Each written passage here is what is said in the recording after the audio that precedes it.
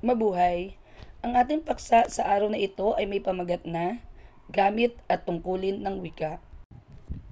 Narito ang inaasahang matututuhan ng bawat isa pagkatapos ng talakayan. Una, nauunawaan ang mga konsepto, elementong kultural, kasaysayan at gamit ng wika sa lipunang Pilipino. Ikalawa, na ilalahad ang iba't ibang gamit ng wika. At ang huli, nakapagbibigay ng halimbawa ng bawat gamit nito. Bago tayo magsimula ay nais ko munang itanong sa inyo, ano-ano nga ba muli ang iba't ibang variety ng wika? Ipaliwanag ito. Bilang pagpapatuloy, nais ko ring itanong, saan mo madalas gamitin ang wika? Paano nakatutulong sa iyo ang wika? Pamilyar ka ba rito? Tingnan mabuti ang larawan. Ano ang iyong naiisip? Bilang pagpapatuloy, ano nga ba ang salita na maaari nating maiugnay sa salitang tungkulin? Mahalaga ang gampaning papel ng wika sa ating buhay. Ngunit dahil lagi natin itong ginagamit, hindi natin gaanong namamalayan ang tungkulin nito. Natural na lamang sa atin ito tulad ng ating paghinga at paglakad. Ang pagkakaroon ng wika ay isang katangiang ikinaiba ng tao sa mga hayop. Totoong ang mga hayop ay may sariling paraan ng komunikasyon sa mga kapwa hayop. Ngunit iba ang wika ng tao. Sa Language, Culture and Society ni Zalcman, tinukoy niya ang mga ikinahihigit o ikinalalamang ng wika ng tao kaysa hayop. Ilan sa mga ito'y ang kalawakan ng saklaw ng wika ng tao at ang antas ng kakayahang maituro ito sa iba. Bukod dito, tinukoy niya ang gamit ng wika sa mga hayop. Sinabi niya, it's important to their survival. Sa tao, higit sa survival ang tungkulin ng wika. Ang wika ng tao ay kakaiba nga kung iahambing sa ibang anyo ng komunikasyon tulad nga sa hayop. Sa Explorations in the Functions of Language ni Mac Halliday, binigyang diin niya ang pagkakategorya sa wika batay sa tungkuling ginagampanan nito sa ating buhay.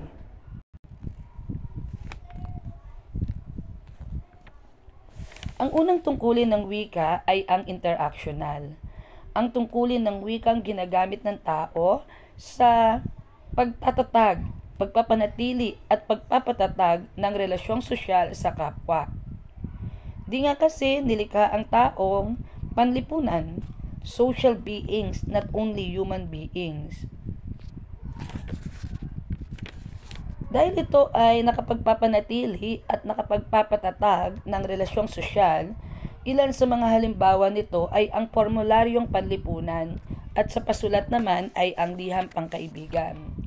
Ilang halimbawa ng formularyong panlipunan at sabi nga natin kanina ay yung sa liham pangkaibigan ay ang sumusunod. Magandang umaga, hi, hello, maligayang kaarawan, pagpapalitan ng biro. At dun nga sa liham pangkaibigan ay maaaring ang pakikipag-chat sa mga kaibigang nasa malalayong lugar o sa isang bagong kakilala ay maihahanay rin sa ilalim ng tungkuling ito. Ikalawa ay ang instrumental. Ang instrumental, ang tungkulin ng wikang ginagamit sa pagtugon ng mga pangangailangan. Nagagamit ang tungkuling ito sa pakikipag-usap o pag-uutos. Dahil nga sa tumutugon ito sa pangangailangan, ilan sa maaari nating ihalimbawa nito ay ang paggawa ng liham pangangailangan, pangangalakal o tinatawag natin business letters. Isa itong mahusay na halimbawa ng pamamaraan upang matugunan ang iba't ibang pangangailangan. Ilang panghalimbawa nito bukod sa business letter or liham pangangalakal ay yung kung kailangan mo ng trabaho, kailangan mong gumawa ng application letter bukod pa sa ibang mga requirements. Sumunod ay yung tinatawag nating regulatory. Ang tungkulin ng wikang ginagamit sa pagkontrol o paggabay sa kilos o asal ng ibang tao. Sa madaling sabi, ito ang pagsasabi kung ano ang dapat o hindi dapat gawin. Pinakamahusay na halimbawa nito ay ang pagbibigay ng direksyon, paalala o babala, ang mga panuto sa pagsusulit, at mga nakapaskil na do's and don'ts kung saan-saan ay nasa ilalim ng tungkuling ito.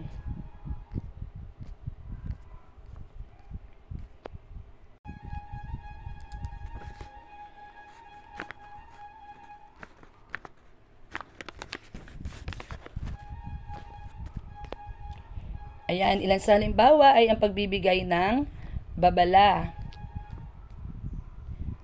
pagbibigay ng paalala,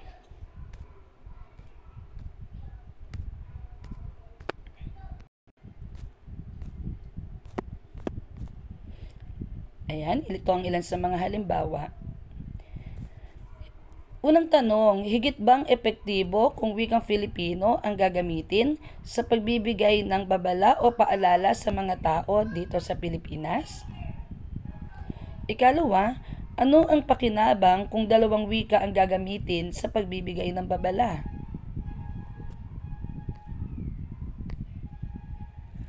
Sumunod naman na tungkulin ng wika ay ang tinatawag nating personal.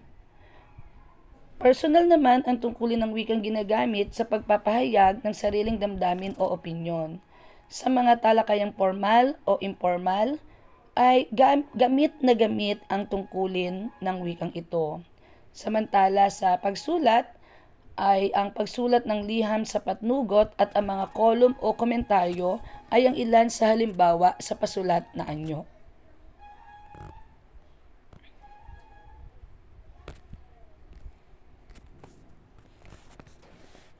Ang tungkulin ng wika na tinatawag namang imahinatibo ay ang tungkulin ng wikang ginagamit sa pagpapahayag ng imahinasyon sa malikhaing paraan.